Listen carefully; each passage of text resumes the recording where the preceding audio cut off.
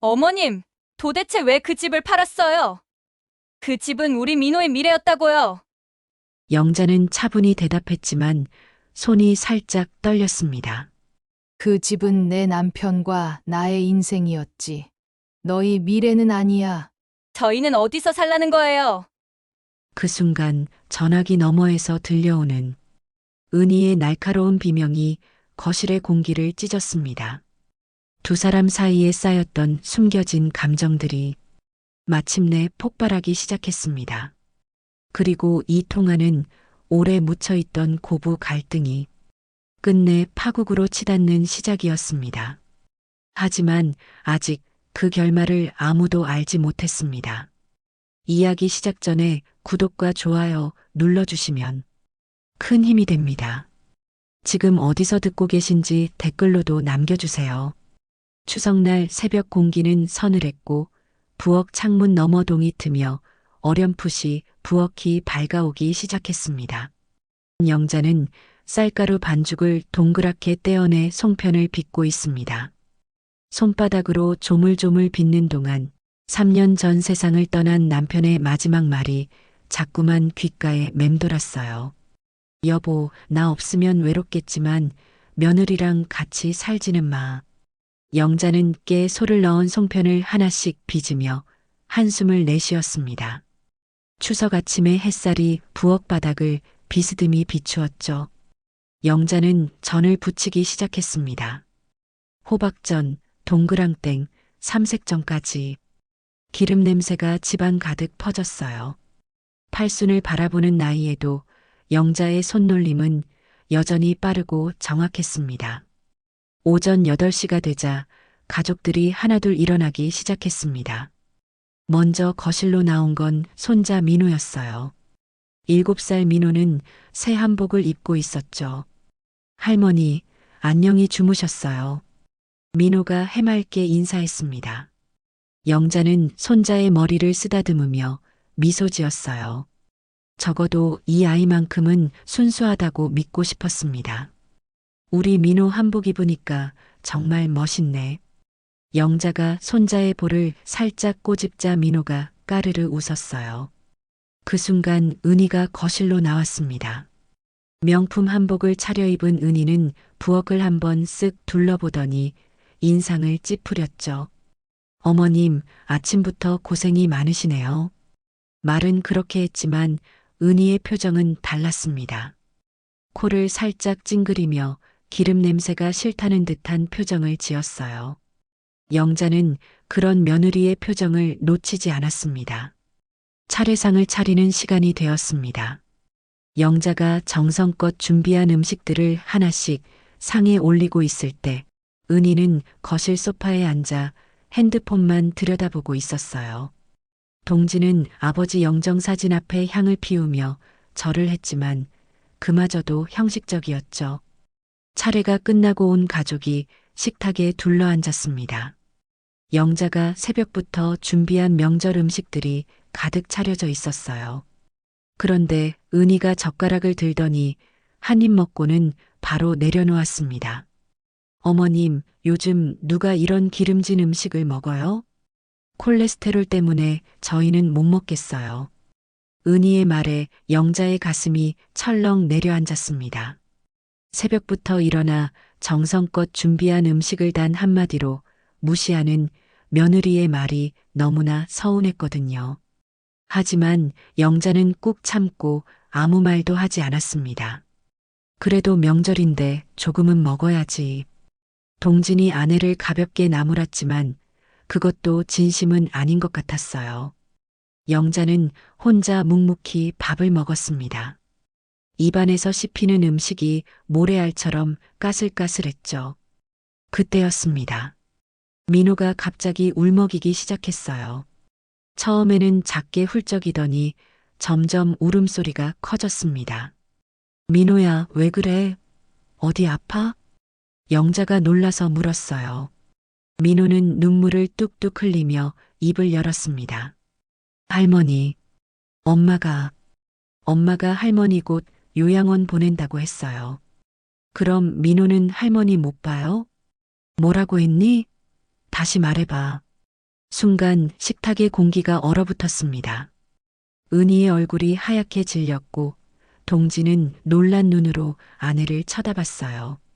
영자는 마치 심장에 대못이 박힌 것처럼 숨이 막혔습니다.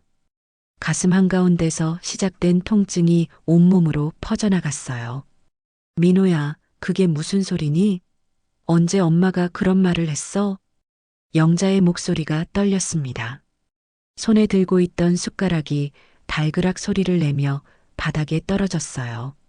어젯밤에요. 엄마가 아빠랑 얘기하는데 들었어요. 할머니가 자꾸 같은 말 하시고 깜빡깜빡 하신다고. 그래서 요양원 보내야 한다고.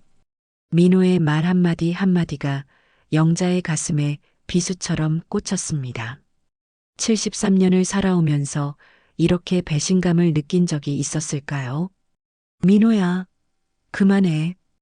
은희가 날카롭게 소리쳤습니다. 그 목소리에는 당황함과 분노가 뒤섞여 있었어요. 여보, 이게 무슨 소리야? 정말 어머님을 요양원에?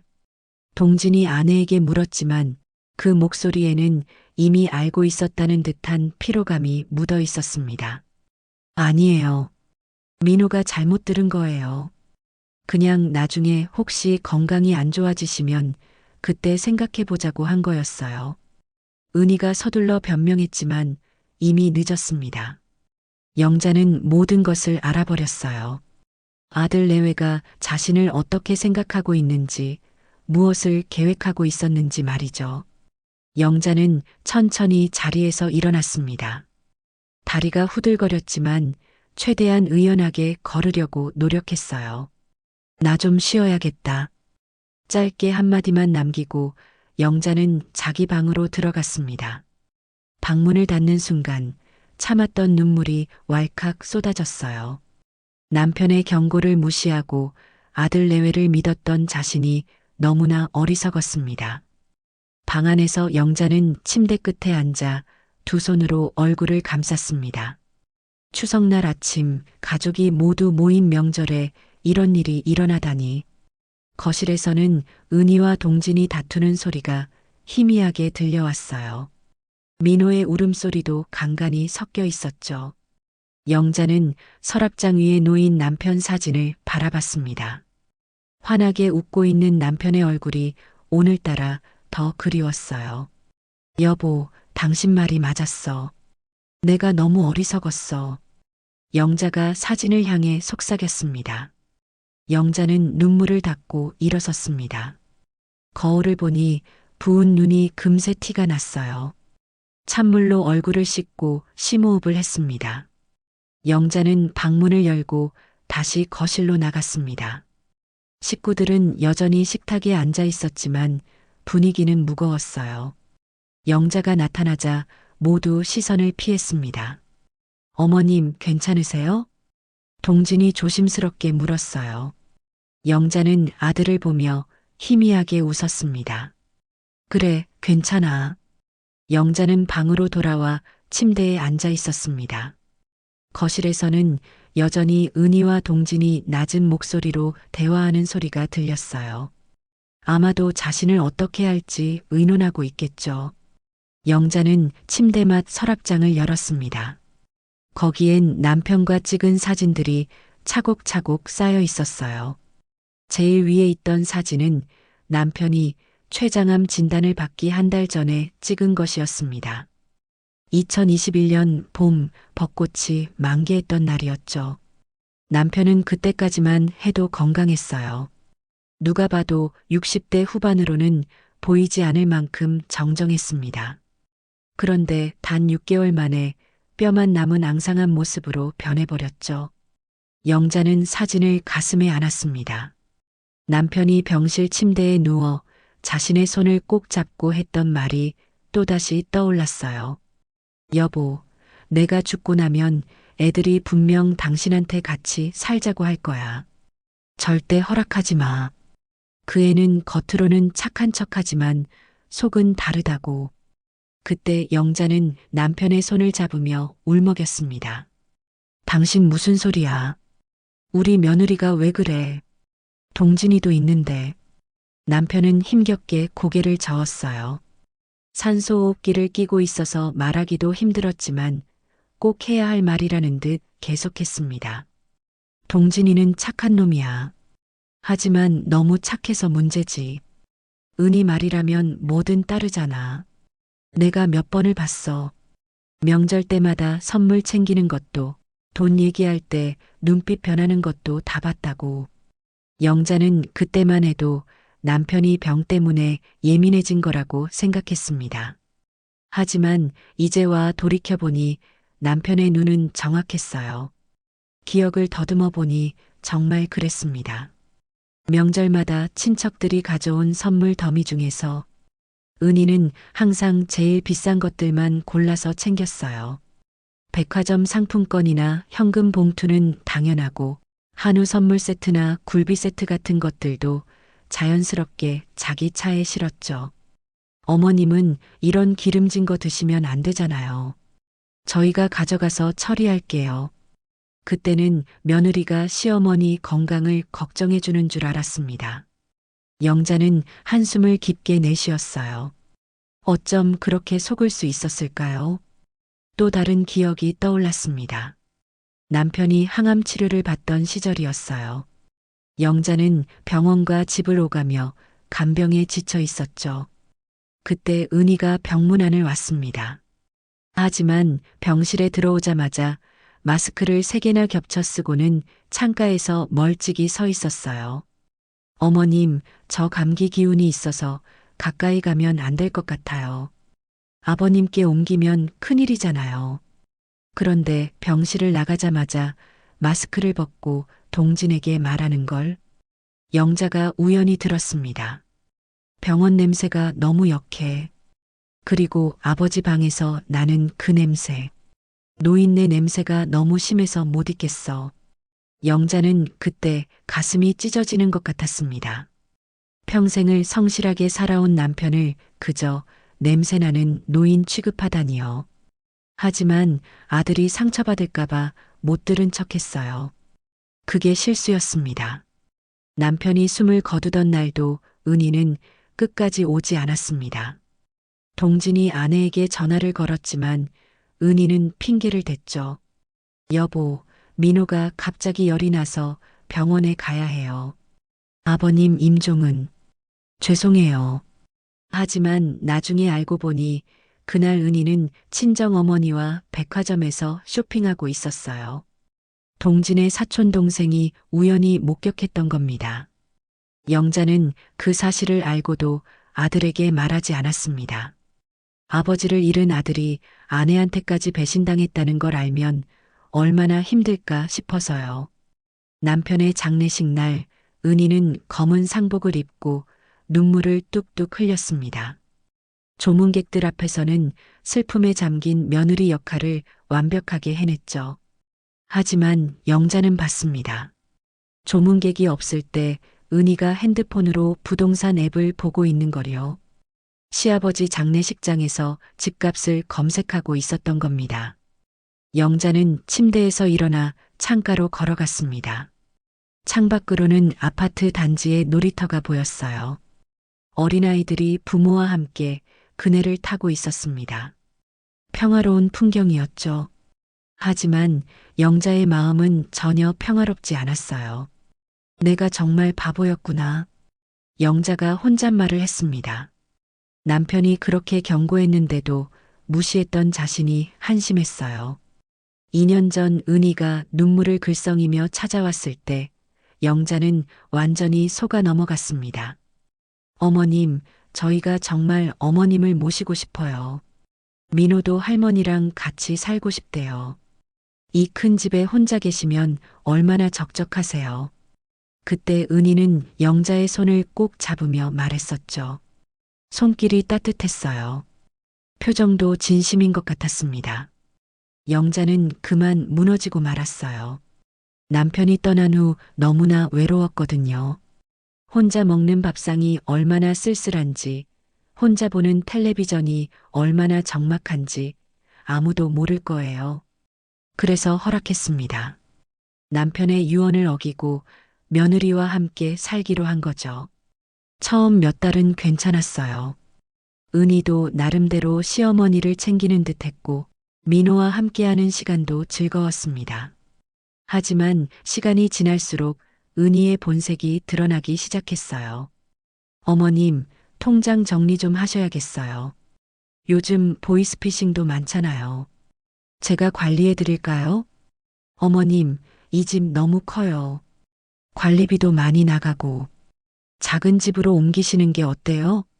어머님, 요즘 기억력이 예전 같지 않으신 것 같은데 병원 한번 가보실래요? 처음엔 걱정인 줄 알았습니다. 하지만 이제 보니 다 계산된 수순이었어요. 자신을 치매 환자로 만들어서 재산을 빼앗으려는 계획이었던 겁니다. 영자는 주먹을 꽉 쥐었습니다. 손톱이 손바닥에 박힐 정도로 세게 쥐었어요. 분노가 치밀어 올랐습니다. 하지만 동시에 남편에 대한 그리움과 미안함이 밀려왔어요. 여보, 미안해요. 당신 말을 들었어야 했는데. 영자가 창밖을 보며 중얼거렸습니다. 그때 문득 남편이 했던 또 다른 말이 떠올랐어요. 여보, 만약 며느리가 당신을 함부로 대하거든 당당하게 맞서. 당신은 대학병원 수간호사 출신이잖아. 그 똑똑한 윤영자가 며느리 한 명 못 당해낼까? 내가 없다고 무시당하지 말고 꼭 당신의 권리를 지켜. 맞아요. 영자는 30년간 대형 병원에서 일했던 간호사였습니다. 의사들과 대등하게 의견을 나누고 까다로운 환자들도 능숙하게 다뤘던 사람이었어요. 응급실에서 생사를 오가는 환자들을 돌보며 침착함을 잃지 않았던 사람이었습니다. 그런데 은퇴하고 남편을 잃은 후로는 그저 나약한 노인이 되어버렸어요. 며느리의 눈치를 보고 아들의 기분을 맞추느라 자신을 잃어버렸습니다. 하지만 이제는 달라져야 했어요. 남편을 위해서라도 자신을 위해서라도 더는 당하고만 있을 수 없었습니다. 영자는 거울 앞에 섰습니다. 거울 속의 자신을 똑바로 바라봤어요. 73세의 주름진 얼굴이었지만 눈빛만은 아직 살아있었습니다. 병원에서 수많은 위기를 넘기며 단련된 그 강인함이 아직 남아있었어요. 은희야, 너는 큰 실수를 한 거야. 나를 만만하게 본 건 말이야. 영자가 거울 속 자신에게 말했습니다. 이제부터가 진짜 시작이었어요. 며느리가 자신을 치매 환자로 만들려 한다면 차라리 그 연기를 완벽하게 해주겠다고 다짐했습니다. 그리고 그 과정에서 은희의 진짜 의도를 만천하에 드러내 보이겠다고 결심했어요. 영자는 서랍에서 작은 수첩을 꺼냈습니다. 간호사 시절부터 써온 습관이었죠. 중요한 일은 모두 기록해두는 습관 말이에요. 오늘부터 은희와 동진의 모든 말과 행동을 기록하기로 했습니다. 증거를 차곡차곡 모아둘 생각이었어요. 첫 장을 펼치고 또박또박 적기 시작했습니다. 2024년 9월 21일 추석. 손자 민호가 폭로함. 은희가 나를 요양원에 보낼 계획이라고. 영자의 펜이 종이 위를 사각사각 움직였습니다. 복수의 첫걸음이 시작된 것이었어요. 추석이 지나고 일주일이 흘렀습니다. 영자는 계획대로 연기를 시작했어요. 아침에 혈압약을 먹고는 1시간 후에 또 약통을 들고 나왔습니다. 은희가 부엌에서 커피를 마시고 있을 때였죠. 어머님, 아까 약 드셨잖아요. 은희의 목소리에는 은근한 기대감이 섞여 있었습니다. 영자는 멍한 표정을 지으며 약통을 내려다봤어요. 그랬나? 언제 먹었지? 영자가 고개를 갸웃거렸습니다. 은희의 눈이 반짝였어요. 마치 먹잇감을 발견한 사냥꾼처럼 말이죠. 어머님, 요즘 자꾸 깜빡하시는 것 같아요. 걱정되네요. 은희가 걱정스러운 표정을 지었지만 입꼬리는 살짝 올라가 있었습니다. 영자는 속으로 냉소를 지었지만 겉으로는 더욱 당황한 표정을 만들었어요. 그날 저녁 영자는 일부러 가스레인지에 냄비를 올려놓고 거실로 나왔습니다. 물론 가스는 켜지 않았죠. 하지만 은희가 부엌에 들어가자마자 소리를 질렀어요. 어머님, 가스 켜놓고 나오셨어요. 큰일 날 뻔했잖아요. 동진이 놀라서 부엌으로 뛰어갔습니다. 은희는 꺼진 가스레인지 앞에서 연기를 피우고 있었어요. 여보 봐요. 어머님이 또 가스 켜놓고 나오셨어요. 정말 위험해요. 동진이 가스레인지를 확인했습니다. 분명히 꺼져 있었지만 아내의 말을 의심하지는 않았어요. 어머니, 정말 조심하셔야 해요. 영자는 미안한 표정을 지으며 고개를 숙였습니다. 하지만 마음속으로는 은희의 거짓말을 하나하나 기록하고 있었어요. 며칠 후 영자는 거실에서 텔레비전을 보다가 갑자기 민호에게 물었습니다. 민호야, 학교는 잘 다니고 있니? 네, 할머니. 오늘도 재미있었어요. 그런데 영자는 5분 후에 똑같은 질문을 했습니다. 민호야, 학교는 어떠니? 민호가 이상한 표정으로 할머니를 쳐다봤어요. 은희가 재빨리 끼어들었습니다. 민호야, 할머니가 요즘 피곤하셔서 그래. 방에 가서 숙제해. 민호가 방으로 들어가자 은희는 동진에게 속삭였습니다. 여보, 어머님 상태가 점점 심각해지는 것 같아요. 병원에 모시고 가야 하지 않을까요? 동진의 얼굴에 걱정스러운 표정이 떠올랐습니다. 영자는 거실 소파에 앉아 멍하니 텔레비전을 보는 척했지만 실제로는 두 사람의 대화를 모두 듣고 있었어요. 다음 날 아침 영자는 일부러 파자마 차림으로 현관문을 열고 나갔습니다. 아파트 복도를 배회하다가 이웃 주민과 마주쳤어요. 어머, 영자 씨. 이 시간에 어디 가세요? 아, 우유 사러 가려고요. 이웃이 놀란 표정을 지었습니다.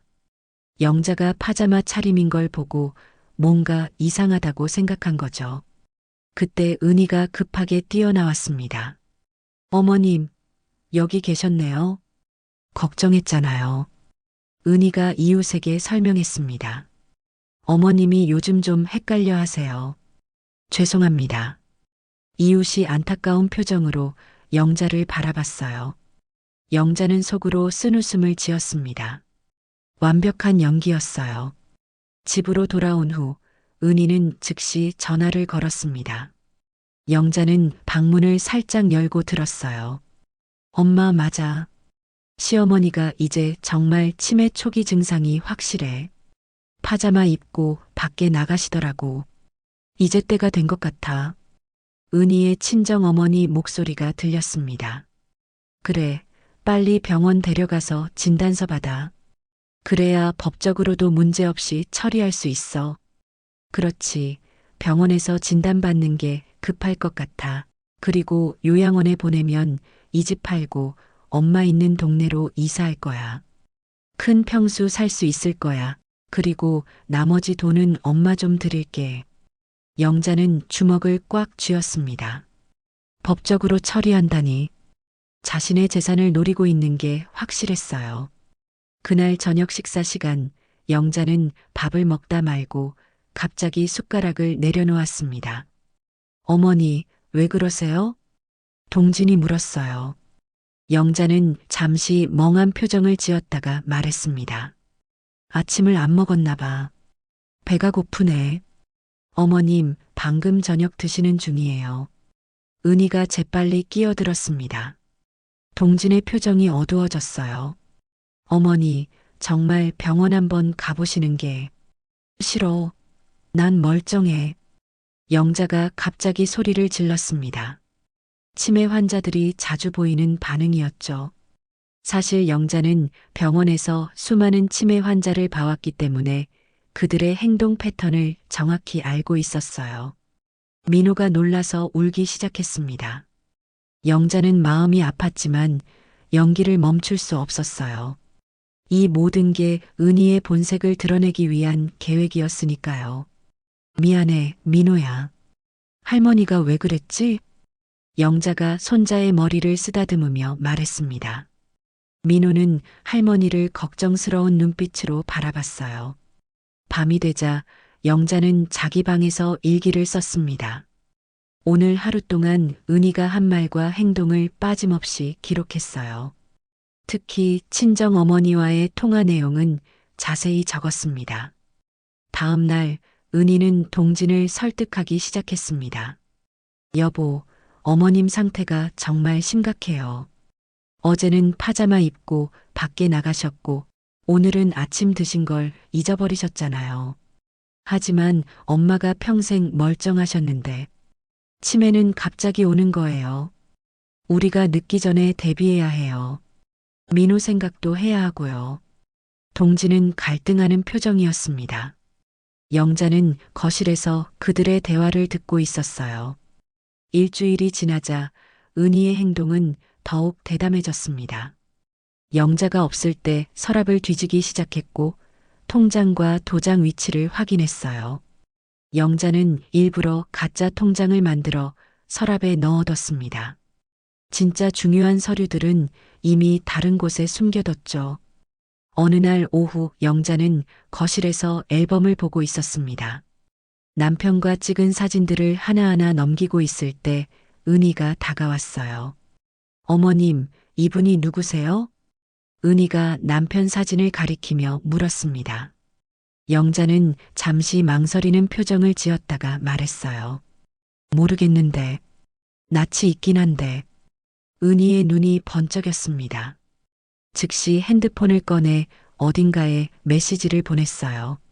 아마도 친정 어머니에게 알려주는 것 같았습니다. 어머님, 이분 아버님이에요. 어머님 남편이시잖아요. 남편? 내가 결혼했나? 영자가 고개를 갸웃거렸습니다. 은희는 거의 환호성을 지를 뻔했어요. 완벽한 증거를 잡은 것처럼 보였으니까요. 그런데 영자는 속으로 웃고 있었습니다. 은희가 자신의 연기에 완전히 속아 넘어간 거예요. 사실 영자는 매일 밤 남편 사진을 보며 대화를 나누고 있었거든요. 여보, 조금만 기다려. 곧 은희 본색을 만천하에 드러낼 거야. 영자가 마음속으로 남편에게 말했습니다. 이제 은희는 확신을 갖고 다음 단계로 나아갈 거예요. 병원에 데려가 치매 진단을 받게 하고 그 진단서를 근거로 후견인 신청을 할 계획이겠죠. 하지만 영자에게는 비장의 카드가 있었습니다. 바로 병원 후배들이었어요. 대학병원에서 30년간 일하며 쌓은 인맥이 아직 살아있었거든요. 이미 신경과 수간호사와 연락을 취해놓은 상태였습니다. 선배님, 걱정 마세요. 제가 다 알아서 처리해 드릴게요. 후배의 든든한 말이 아직도 귓가에 맴돌았습니다. 이제 은희가 병원에 자신을 데려가기만을 기다리고 있었어요. 그때가 바로 반격의 시작이 될 거였습니다. 10월 중순의 어느 날 오후였습니다. 영자는 낮잠을 자는 척하며 방에 누워 있었어요. 거실에서는 은희가 누군가와 통화하는 소리가 들렸습니다. 영자는 조용히 일어나 방문에 귀를 대었어요. 엄마, 이제 정말 때가 됐어요. 시어머니가 아버님 사진도 못 알아보세요. 은희의 목소리는 들뜬 것 같았습니다. 친정어머니의 대답이 이어졌어요. 그래, 이제 슬슬 움직여야지. 그 집이 지금 시세가 얼마라고 했지? 23억이요. 작년보다 3억이나 올랐어요. 영자는 숨을 죽였습니다. 자신의 집값을 정확히 알고 있는 은희가 섬뜩했어요.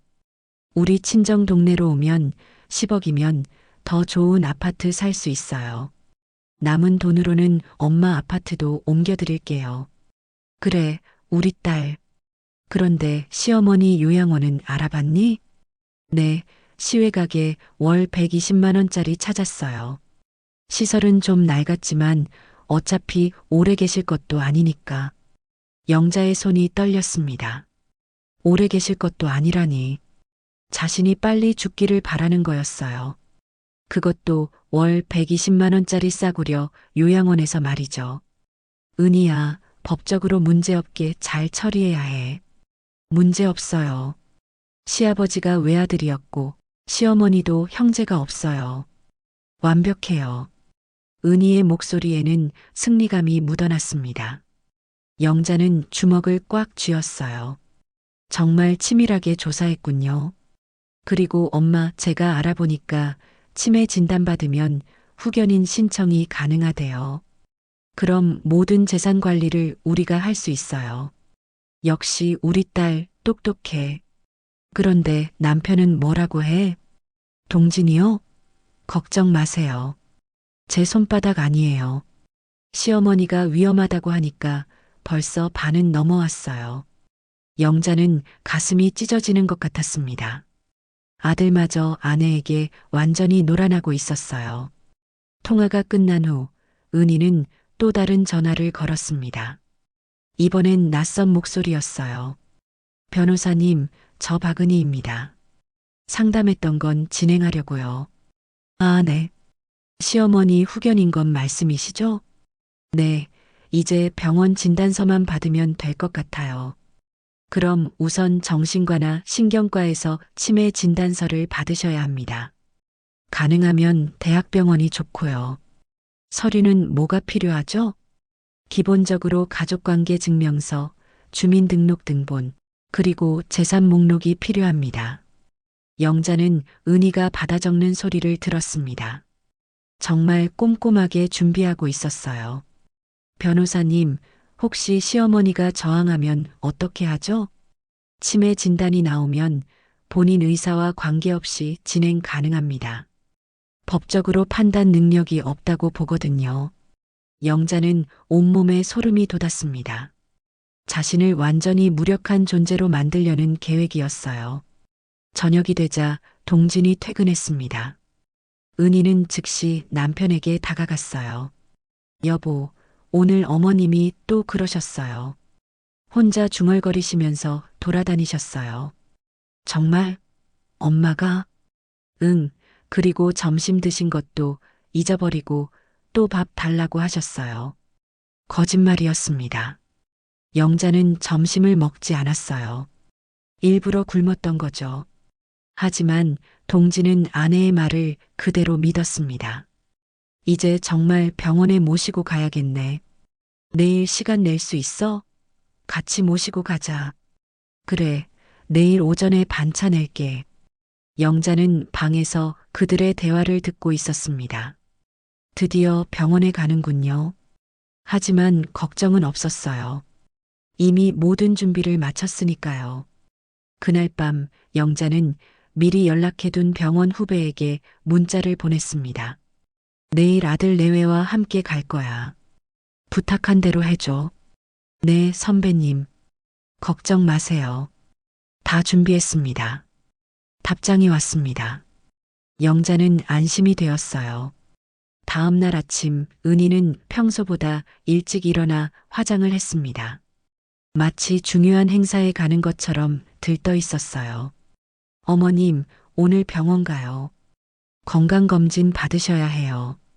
병원? 난 안 아픈데. 영자가 일부러 거부하는 모습을 보였습니다. 은희가 동진을 쳐다봤어요.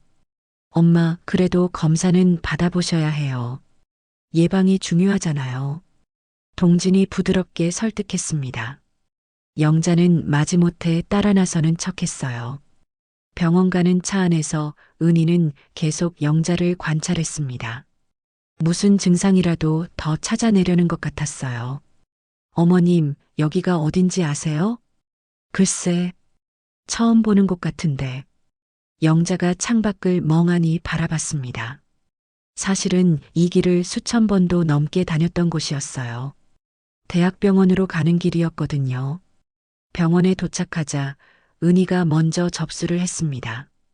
신경과 진료 예약했습니다. 박은희 이름으로요. 아, 네. 윤영자 환자분이시죠? 김재욱 과장님 진료실로 가시면 됩니다. 은희의 표정이 밝아졌습니다. 더 확실한 진단을 받을 수 있을 거라고 생각한 모양이었어요. 진료실에 들어가자 김재욱 과장이 반갑게 맞이했습니다. 어서 오세요. 환자분이 윤영자 선생님이시죠? 선생님이라는 호칭에 은희가 의아한 표정을 지었습니다. 네, 맞습니다. 저희 시어머니세요. 김재욱이 영자를 보며 미소 지었습니다. 영자와는 이미 아는 사이였지만 모르는 척했어요. 몇 가지 검사를 해보겠습니다. 보호자분들은 밖에서 기다려주세요. 저희도 같이 있으면 안 될까요? 은희가 물었습니다. 아마도 영자가 무슨 말을 할까봐 걱정되는 모양이었어요. 검사 정확도를 위해 환자분 혼자 계셔야 합니다. 김재욱이 단호하게 말했습니다. 은희는 어쩔 수 없이 동진과 함께 밖으로 나갔어요. 진료실에 둘만 남자 김재욱이 영자에게 속삭였습니다. 선생님, 걱정 마세요. 제가 다 처리해 드릴게요. 고마워요. 정말 미안하고요. 무슨 말씀이세요? 선배님이 저희를 얼마나 도와주셨는데요. 김재욱은 형식적으로 몇 가지 검사를 진행했습니다. 하지만 결과는 이미 정해져 있었어요. 1시간 후 은희와 동진이 다시 진료실로 들어왔습니다. 은희의 눈은 기대감으로 빛나고 있었어요. 검사 결과가 어떻게 나왔나요? 김재욱이 차트를 보며 말했습니다. 현재로서는 특별한 이상 소견이 없습니다. 은희의 표정이 굳었습니다. 그럴 리 없어요. 며칠 전에는 남편 사진도 못 알아보셨어요. 그럴 수도 있습니다. 노인분들은 가끔 일시적 건망증을 보이거든요. 하지만 그게 치매는 아닙니다. 그럼 다른 검사는 없나요? 은희가 다급하게 물었습니다. 김재욱이 고개를 저었어요. 현재 상태로는 그런 정밀 검사가 필요 없습니다. 오히려 과도한 검사는 환자분께 스트레스만 줄 뿐이에요. 은희는 믿을 수 없다는 표정이었습니다. 동진도 당황한 것 같았어요. 선생님, 정말 괜찮은 건가요? 네, 지금 상태로는 정상입니다. 다만 연세가 있으시니 6개월 후에 다시 한번 체크해 보시는 게 좋겠습니다. 영자는 속으로 미소 지었습니다. 은희의 계획이 완전히 물거품이 된 거예요. 그날 밤 영자는 방 안에서 누워 있는데 거실에서 은희와 동진의 이야기 소리가 약하게 들려왔습니다. 여보, 아까 검사 결과 그거 초기는 잘 안 잡힌다잖아요. 난 솔직히 더 불안해. 이대로 두면 늦을지도 몰라요. 그래도 검사까지 받았는데 너무 서두르는 거 아니야? 아니에요, 여보. 병원도 다 믿을 순 없죠. 요양원에 모시면 전문 케어도 받고 우리도 좀 마음 놓을 수 있잖아요. 여보, 난 아직 확신이 안 서. 엄마가 평생 멀쩡하셨는데 당신 마음은 알지만 나중에 더 나빠지면 후회할걸요. 지금이라도 준비해둬야 해요. 영자는 도대체 은희의 머릿속에 무엇이 들어있을까 하고 궁금해하면서 잠이 들었습니다. 11월의 바람은 뼛속까지 스며들 만큼 차가웠습니다. 아파트 복도 창문 틈새로 들어온 바람이 커튼을 살짝 흔들었고 거실 스탠드 조명이 희미한 빛을 내고 있었습니다. 밤 10시가 조금 넘은 시각, 영자는 방 안에서 라디오를 조용히 틀어놓고 있었습니다. 잔잔한 피아노 선율이 흘러나오자 영자는 눈을 감고 심호흡을 했습니다. 며칠 전 병원에서 들었던 의사의 말이 자꾸만 떠올랐습니다. 염려하지 않으셔도 됩니다. 기억력과 판단력 모두 정상이에요. 연세에 비해 아주 건강하십니다. 그 말이 얼마나 위로가 되었는지 모릅니다. 하지만 집에 돌아온 뒤 영자는 오히려 더 불안해졌습니다. 진단서를 보고도 믿지 못할 사람이 바로 은희였기 때문입니다. 식탁에 앉아 팔짱을 낀 채 창밖을 바라보던 은희의 표정이 눈에 선했습니다. 그 눈빛 속에는 안도보다 초조와 불만이 서려 있었습니다.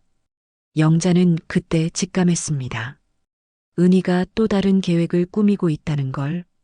영자는 침대 옆 스탠드를 끄고 담요를 무릎 위에 덮었습니다.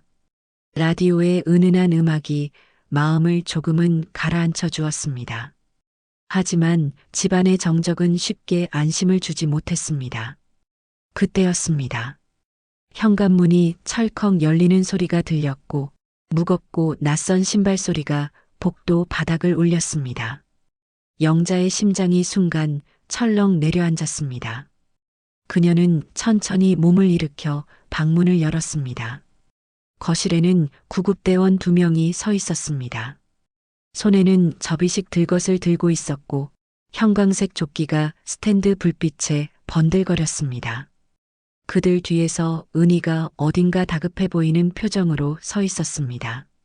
하지만 그 표정에는 진짜 걱정보다는 묘하게 불편한 기색이 섞여 있었습니다. 영자는 낮게 그러나 단호한 목소리로 물었습니다. 무슨 일입니까? 은희가 서둘러 대답했습니다. 어머님, 병원에서 연락이 왔어요.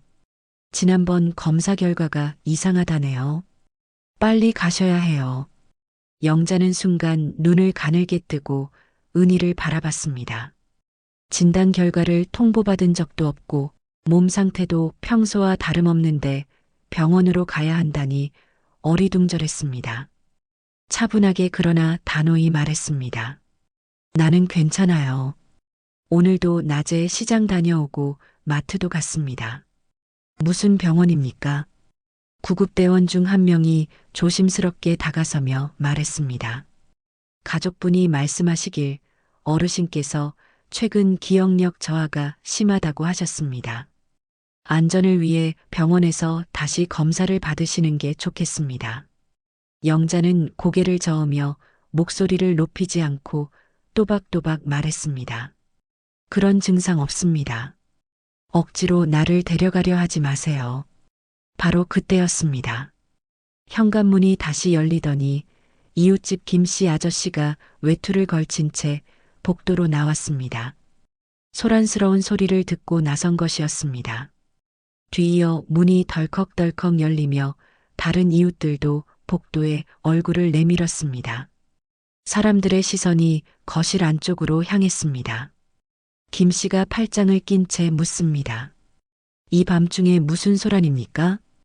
은희가 잠시 얼어붙은 듯 하다가 억지 웃음을 지으며 급히 변명했습니다. 아니에요. 오해하신 거예요. 어머님이 요즘 이상한 말씀을 자주 하셔서요. 병원에서 검진을 받으면 좋겠다 싶어서요. 중년 여성 이웃이 고개를 저으며 나섰습니다. 그럴 리가요. 오늘 낮에도 아주머니랑 엘리베이터에서 이야기했는데 아주 또렷하고 멀쩡하셨는데요. 또 다른 이웃도 한 발 앞으로 나서며 거들었습니다. 맞아요. 어제도 우리 집에 오셔서 감 샀다고 나눠주셨는데 전혀 이상 없으셨습니다. 은희의 얼굴빛이 순식간에 하얗게 질렸습니다.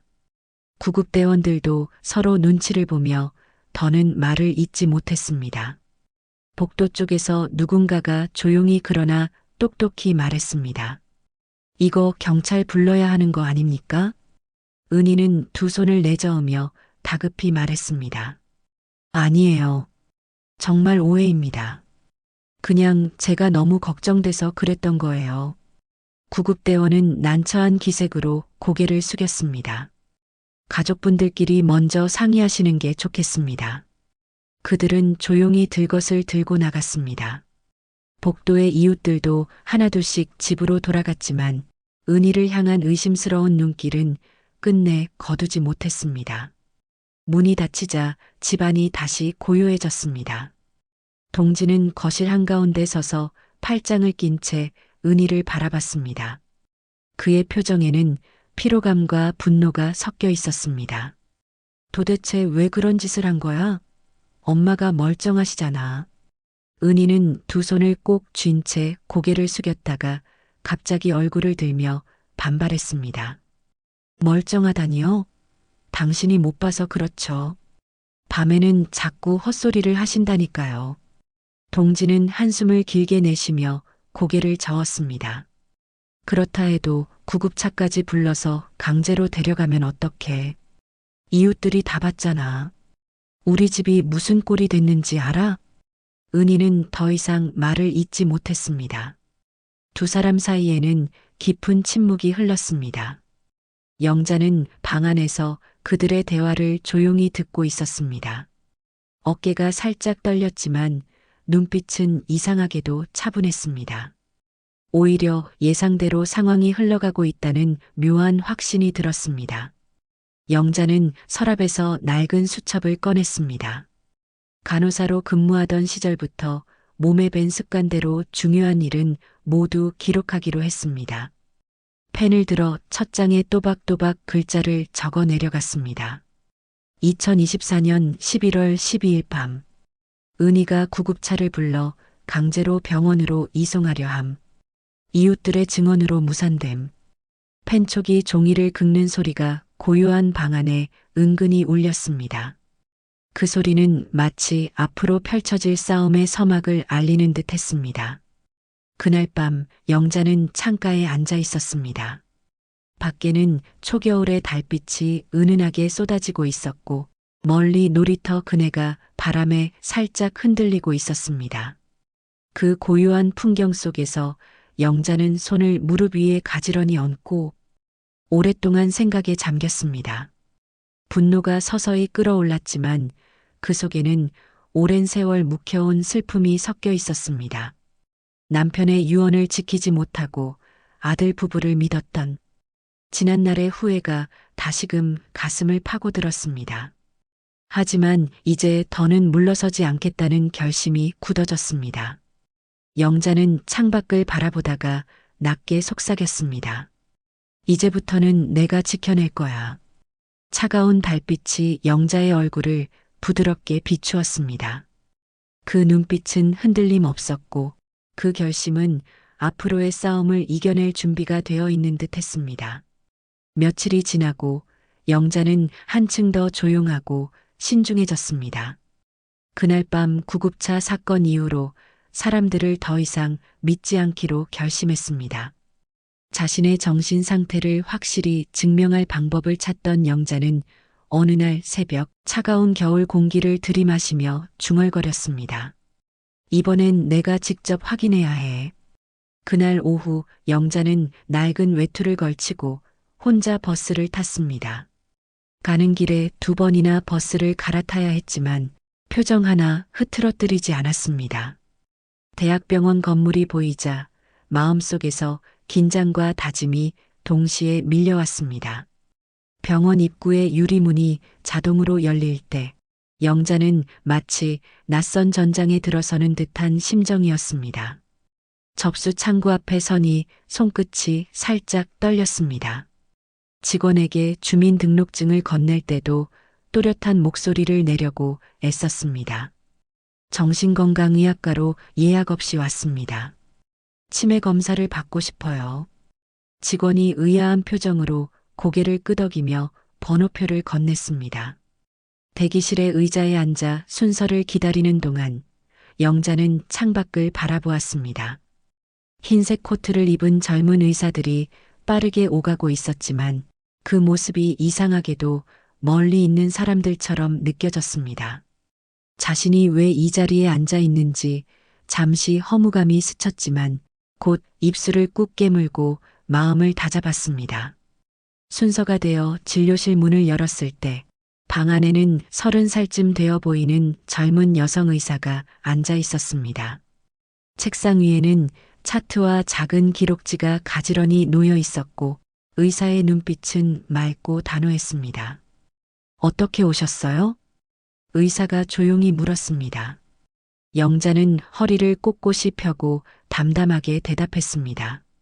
제가 치매인지 아닌지 정확히 검사받고 싶어서 왔습니다. 의사는 살짝 놀란 듯 눈썹을 올리더니 다시 차분한 표정을 지었습니다. 직접 오신 건가요? 보호자는 없으신가요? 네, 혼자 왔습니다. 제 상태를 제가 가장 잘 알고 싶어서요. 의사는 잠시 영자의 눈을 들여다보았습니다. 그 또렷한 눈빛과 단정한 태도가 인상적이었는지 부드럽게 미소 지으며 고개를 끄덕였습니다. 알겠습니다. 정밀 검사를 진행해 보겠습니다. 검사는 꼼꼼하고 길었습니다. 2시간 가까이 걸리며 인지기능 검사, 기억력 검사, 언어 능력 검사 등 여러 항목이 진행되었습니다. 영자는 의사의 질문에 막힘없이 대답했고 그림을 그리는 검사도 또박또박 정확히 해냈습니다. 손에 쥔 연필 끝이 종이 위에서 매끄럽게 움직일 때마다 영자의 마음속 불안이 조금씩 옅어졌습니다. 검사가 모두 끝난 뒤 의사는 결과지를 들고 미소 지었습니다. 어머님, 전혀 치매가 아니십니다. 오히려 또래보다 인지기능이 훨씬 좋으시네요. 영자는 안도와 놀라움이 뒤섞인 얼굴로 되물었습니다. 정말인가요? 네, 검사 결과 100점 만점에 95점입니다. 70대 평균보다 훨씬 높습니다. 순간 영자의 눈가가 붉어졌습니다. 마음 한켠에 남아있던 의심과 두려움이 눈 녹듯 사라지는 기분이었습니다. 하지만 곧 진지한 표정으로 의사에게 부탁했습니다. 진단서를 써주실 수 있을까요? 정상이라는 걸 증명하는 진단서요. 의사는 고개를 끄덕였지만 표정이 살짝 굳어졌습니다. 물론 드리겠습니다. 그런데 왜 이런 검사를 받으시려는 건가요? 영자는 잠시 고개를 숙였다가 천천히 입을 열었습니다. 며느리가 절 치매라고 몰아가면서 요양원에 보내려 합니다. 요즘 그런 사례가 많다고 들었습니다. 진단서를 2장 드릴게요. 하나는 보관하시고 하나는 필요할 때 제출하세요. 영자는 진단서를 받아 가방 깊숙이 넣었습니다. 가방을 꼭 움켜쥔 손에 힘이 들어갔습니다. 이제 확실한 증거를 손에 넣었다는 생각에 눈빛이 달라졌습니다. 집으로 돌아오는 길에 영자는 병원에서 받은 서류를 꺼내 다시 확인했습니다. 종이에 또박또박 적힌 정상이라는 글자가 그 어느 보석보다도 빛나 보였습니다. 버스 창밖으로 스쳐 지나가는 겨울 하늘이 오늘따라 맑게 느껴졌습니다. 버스에서 내려 집으로 가는 길목에 있는 관리사무소에 들렀습니다. 소장님, 부탁이 있습니다. 창구 너머로 소장이 놀란 눈빛으로 고개를 들었습니다. 네, 무슨 일이세요? 며칠 전 밤에 우리 집에 구급차가 왔던 거 기억하시죠? 그날 CCTV 영상을 확인하고 싶습니다. 실장의 표정이 순간 어두워졌습니다. 아, 그날이요. 사실 저희도 이상하다 생각했습니다. 그 영상 복사해 주실 수 있을까요? 물론입니다. USB만 가져오시면 바로 드리겠습니다. 영자는 감사 인사를 하고 관리사무소를 나섰습니다. 이제 더 이상 억울하게 당하지만은 않을 거라는 다짐이 더욱 굳어졌습니다. 집 문을 열었을 때 거실 소파에 앉아 있는 낯선 남자가 눈에 들어왔습니다. 양복을 차려입고 서류를 펼쳐놓고 있었고 그 옆에는 은희가 어색한 미소를 띠고 있었습니다. 어머님 오셨어요? 은희가 부드럽게 웃으며 인사했지만 그 웃음 뒤에 숨은 긴장감을 영자는 놓치지 않았습니다. 남자가 일어나 공손히 인사했습니다. 안녕하세요. 저는 법무사 최준호입니다. 영자는 그를 똑바로 바라보며 낮고 단호하게 물었습니다. 무슨 일로 오셨죠? 최준호는 준비해온 서류를 내밀며 말했습니다. 요즘 노인분들이 금융사기에 많이 당하시거든요. 어머님의 재산 관리를 저희가 안전하게 도와드리고자 합니다. 영자는 서류를 힐끗 보기만 하고 곧바로 고개를 저었습니다. 필요 없습니다. 제 재산은 제가 관리합니다. 하지만 혹시 모르니 미리 대비하시면.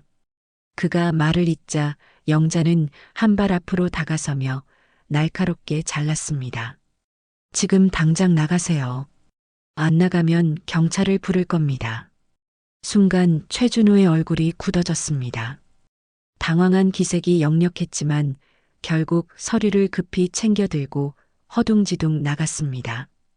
은희의 얼굴은 불그스름하게 달아올랐지만 아무 말도 하지 못했습니다. 영자는 그녀를 향해 단호한 시선만 던진 채 방으로 들어갔습니다. 늦은 밤 영자는 서랍을 정리하다가 오래전 남편이 남긴 봉투 하나를 발견했습니다. 서랍 깊숙한 곳에서 꺼낸 그 편지는 노랗게 바랜 봉투에 정성스런 글씨로 이렇게 적혀 있었습니다.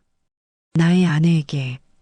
편지를 펼치는 순간 낯익은 글씨체가 눈에 들어왔고 영자의 눈가가 금세 젖어들었습니다. 이 편지를 읽고 있다면 내가 먼저 떠난 뒤겠지. 미안해. 하지만 당신은 강한 사람이야. 이 집은 우리가 평생 모은 재산이야. 절대 빼앗기지 마. 당신의 노후를 위해 남겨둔 거니까. 사랑해. 글씨는 군더더기 없이 단정했고 마지막 줄에 사랑해라는 글자가 유독 또렷해 보였습니다. 영자는 편지를 꼭 쥔 채 한참 동안 눈을 감았습니다. 창밖으로 불어오는 겨울밤의 찬바람이 커튼을 살짝 흔들었지만 영자의 마음은 이제 단단한 바위처럼 흔들리지 않았습니다. 12월의 공기는 차갑고 무겁게 내려앉아 있었습니다. 낙엽마저 다 떨어진 은행나무 가지들이 앙상하게 흔들릴 때마다 영자는 창문 앞에 서서 오래된 그림자를 바라보듯 그 흔들림을 지켜보았습니다. 그 눈빛에는 초조함이 서려 있었습니다. 마음 한구석에서 불길한 기운이 고개를 들고 있었죠. 은희가 그렇게 쉽게 포기할 사람이 아니라는 걸 영자는 누구보다 잘 알고 있었습니다. 어느 늦은 오후 하늘이 금세 어둑해지던 시간, 영자는 동네 슈퍼 앞에서 장을 보다가 우연히 익숙한 얼굴을 보았습니다. 목도리를 꽁꽁 두른 채 서 있던 여자는 영자의 옛 회사 후배 수진이었습니다. 수진은 영자를 발견하자 깜짝 놀란 듯 급히 다가와 팔을 붙잡았습니다. 그 손길이 미묘하게 떨리고 있는 게 느껴졌습니다.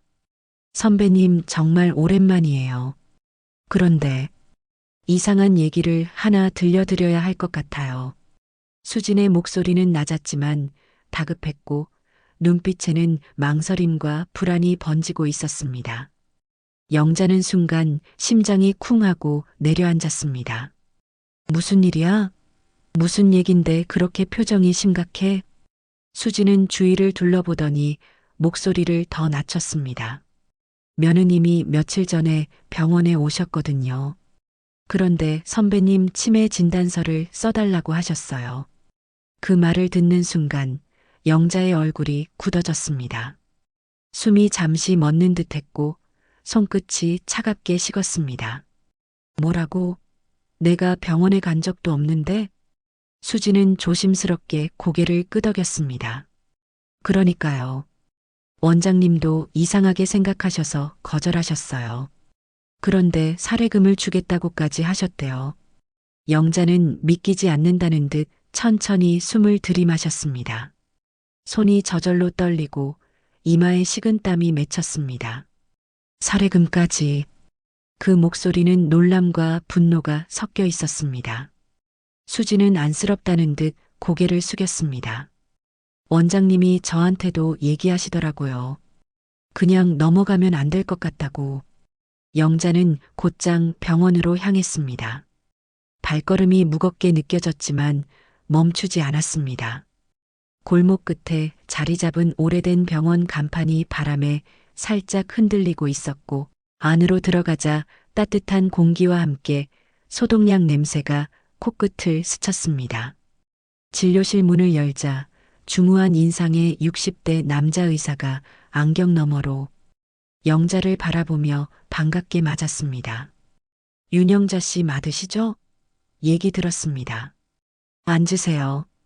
영자는 의자에 앉았지만 손끝은 여전히 미세하게 떨리고 있었습니다. 며느리가 여기 와서 무슨 말을 했는지 알고 싶어서 왔습니다.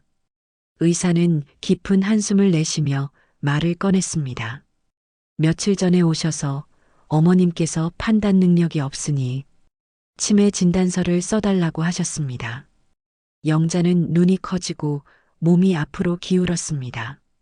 목소리가 높아졌지만 떨림이 묻어났습니다. 제가 진료받은 적도 없는데요. 의사는 안쓰럽다는 듯 고개를 저었습니다. 그래서 거절했습니다. 그런데 사례금을 주겠다고까지 하시더군요. 그 얘기를 듣고 더는 받아줄 수 없겠다고 생각했습니다. 순간 영자의 등골을 타고 한기가 스쳤습니다. 손이 무릎 위에서 꽉 움켜쥐어졌고 가슴 속에서 뜨거운 분노가 치밀어 올랐지만 꾹 눌렀습니다. 목소리는 낮지만 단호했습니다. 혹시 그 대화가 녹음되거나 증거로 남아 있을까요? 의사는 고개를 끄덕였습니다. 진료실 CCTV에 다 찍혀 있을 겁니다. 필요하시면 복사해 드리겠습니다. 영자는 고개를 깊게 숙였습니다. 정말 감사합니다. 그 영상이 필요합니다. 진료실 문을 나서며 영자는 조용히 속으로 다짐했습니다. 이제 확실한 증거가 또 하나 생겼군요. 집으로 돌아오는 길은 그날따라 유난히 길게 느껴졌습니다. 겨울 저녁의 공기는 차갑고 바람은 뺨을 베듯 스쳤지만 영자의 발걸음은 흔들림이 없었습니다. 버스 창밖으로 스쳐 지나가는 도로에 가로등 불빛이 하나둘 늘어져 흐르는 걸 보면서 마음속 다짐이 더욱 깊어졌습니다. 집 문을 열자 따뜻한 공기가 스쳤지만 그 온기 속에서도 긴장이 흘렀습니다. 거실 조명이 환하게 켜져 있었고 동진이 소파에 앉아 무심하게 뉴스를 보고 있었습니다. 그 얼굴에는 하루의 피로가 묻어 있었지만 오랜만에 먼저 와 있는 모습이 낯설게 느껴졌습니다. 엄마, 어디 다녀오셨어요? 동진이 자연스러운 듯 물었습니다. 영자는 코트를 벗으며 짧게 대답했습니다. 그냥 산책 좀 했어. 하지만 시선은 아들을 향했습니다. 그 눈빛에는 서운함과 의심이 깃들어 있었습니다. 정말 아무것도 모르는 걸까? 아니면 알고도 모른 척하는 걸까? 잠시 거실에 정적이 흘렀습니다. 시계 초침이 또각또각 움직이며 공기를 가르듯 들렸습니다. 그 소리는 마치 영자의 가슴속 깊은 곳에서 터져 나오려는 말들을 붙잡고 있는 듯 했습니다. 영자는 천천히 입을 열었습니다. 동진아, 엄마가 너한테 물어보고 싶은 게 있어. 동진이 리모컨을 내려놓고 어머니를 향해 몸을 돌렸습니다. 평소와 다르지 않은 표정이었지만 그 표정이 오히려 영자의 가슴을 서늘하게 만들었습니다. 네, 말씀하세요. 영자는 한숨을 길게 들이마시며 조심스레 말을 꺼냈습니다. 내 아내 은희가 엄마를 어떻게 생각하는 것 같니? 동진은 순간 움찔하며 눈길을 피했습니다. 마치 전혀 예상치 못한 질문을 받은 사람처럼 잠시 머뭇거렸지만 그 미세한 표정 변화가 영자의 마음에 날카로운 가시처럼 박혔습니다. 왜 갑자기 그런 걸 물으세요? 그의 대답은 방어적이면서도 어딘가 회피하는 듯 했습니다. 영자는 고개를 약간 숙이며 그러나 지나가는 듯한 말투로 다시 물었습니다. 그냥 궁금해서 그래. 너는 솔직히 뭐라고 생각하니? 동진은 짧은 침묵을 견디다 결국 부드러운 듯한 목소리로 말했습니다. 은희는 엄마를 걱정해요. 건강도 그러시고 가끔 좀 예민해지신 것 같다고. 그 말을 들은 순간 영자의 입가에 서글픈 미소가 스쳤습니다. 그 웃음에는 분노도 슬픔도 그리고 무엇보다 깊은 실망이 뒤섞여 있었습니다. 그래, 이 아이는 아직도 그렇게만 생각하고 있구나. 내가 예민해져서 그런 거라고. 영자는 속으로 목이 타들어가는 듯한 답답함을 느꼈습니다. 아들이 자신을 이해해주지 못한다는 사실이 며느리의 배신보다도 더 가슴을 아프게 했습니다. 그녀는 평생을 아들을 위해 살아왔습니다. 남편의 실직으로 인해 어린 시절부터 부족한 형편에도 책을 사주고 학원을 보내고 입을 덜어가며 좋은 음식을 챙겨주었던 기억이 파도처럼 밀려왔습니다. 그렇게 키운 아들이 지금 눈앞에 앉아 있으나 그의 눈에는 자신이 피해자로 보이지도 억울한 사람으로 보이지도 않는 듯 했습니다. 그 무심한 태도가 영자의 가슴을 천천히 짓눌렀습니다. 방으로 들어와 문을 닫았을 때 영자는 문에 등을 기댄 채 한참 동안 꼼짝하지 못했습니다. 거실에서 들려오는 TV 소리가 희미하게 벽을 타고 흘러들어왔지만 그 소리는 멀리 떨어진 세상 이야기 같았습니다. 서랍 위에 놓인 남편의 사진이 눈에 들어왔습니다. 사진 속 남편은 변함없이 온화한 미소를 지으며 영자를 바라보고 있었습니다. 영자는 천천히 다가가 사진 틀을 쓰다듬었습니다. 그 손끝에 오래된 추억과 그리움이 묻어 있었습니다. 당신 내가 참 바보였나 봐요.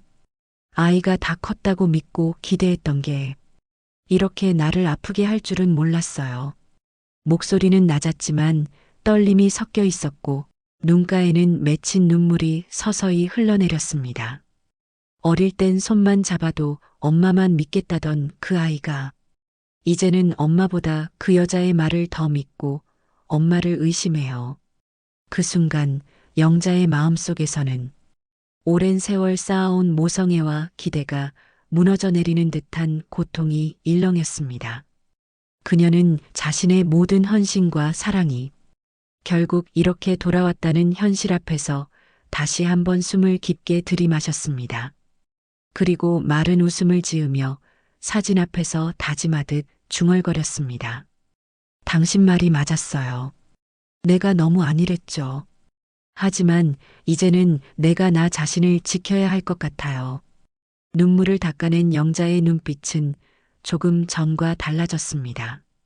실망은 깊었지만 그 실망이 더 이상 그녀를 주저앉히게 두지 않겠다는 결심이 깃든 눈빛이었습니다. 그날 밤 영자는 침대에 앉아 오랫동안 잠을 이루지 못했습니다. 손가락 끝으로 이불 가장자리를 천천히 매만지며 지난날의 기억과 아들에 대한 실망이 교차했습니다. 한때는 아들의 작은 숨결 하나에도 행복했는데 이제는 그 아들이 자신을 의심하는 눈빛으로 바라본다는 사실이 마음 깊은 곳을 서늘하게 만들었습니다. 12월 중순 바람이 매섭게 불던 오후였습니다. 영자는 거실 창가에 앉아 따뜻한 보리차를 두 손으로 감싸 쥔 채 창밖을 바라보고 있었습니다. 희뿌연 하늘에서 흩날리던 눈송이가 바람결에 휩쓸려 사라지는 것을 멍하니 따라가다가 한숨을 내쉬었습니다.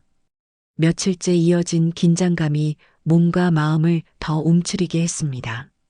집안은 따뜻했지만 영자의 마음속은 매서운 겨울바람처럼 차갑고 불안했습니다. 그때 초인종이 울렸습니다. 영자는 깜짝 놀라 찻잔을 탁자 위에 내려놓고 숨을 고르며 인터폰 화면을 들여다봤습니다. 화면 속에는 낯익지만 오랜만인 얼굴이 서 있었습니다. 처음 은희가 데리고 왔던 법무사 최준호였습니다. 그의 얼굴은 이전보다 수척해 보였고 무언가 비장한 표정이 엿보였습니다. 영자는 잠시 망설이다 조심스럽게 문을 열었습니다. 무슨 일인가요? 그녀의 목소리는 경계심으로 낮고 단호했습니다.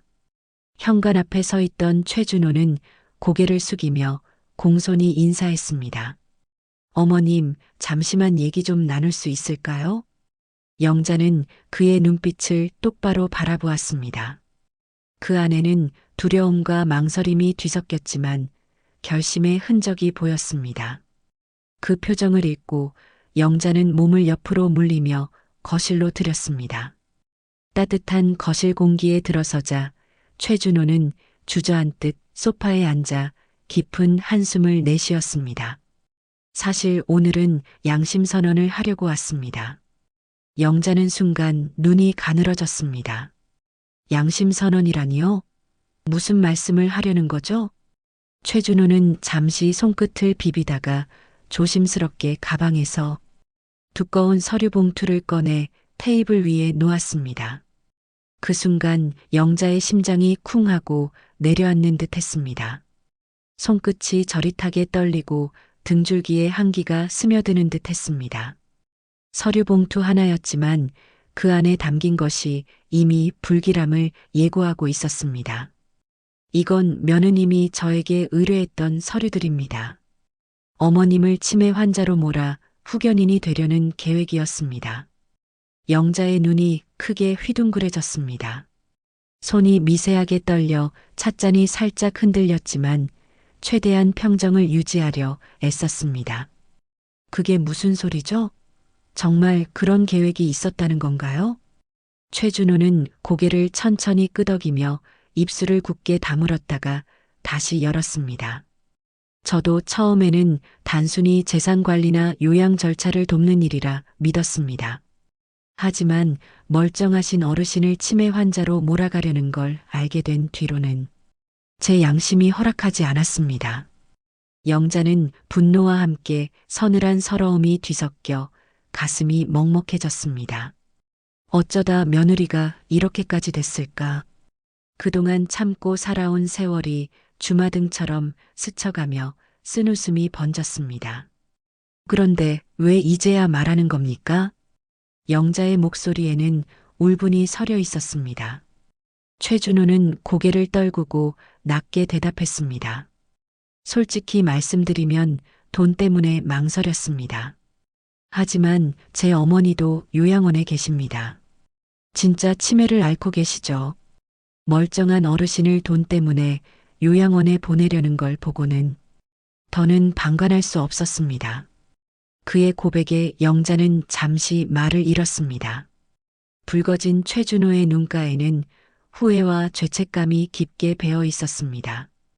영자는 떨리는 손으로 서류 봉투를 열었습니다.